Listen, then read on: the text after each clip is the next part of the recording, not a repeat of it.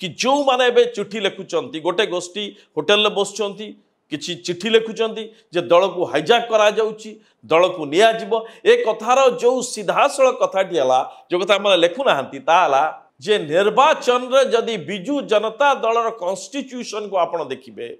बिजू जनता दल रो constitution रे जो state executive committee अछि that's the most powerful committee यहा को एथि पय आगुर के दृष्टि दउ नथिले जे नवीन बाबू अछन यार किछि माने नै नवीन बाबू जहा डिसाइड करियो सेटा ये कौन सी कमिटर किसी ना किंतु कथा ये हूँ जे जदि आकलन करा जाउछि जे नवीन बाबू निकट भविष्य में स्टेप डाउन करेंगे ताहले से जगार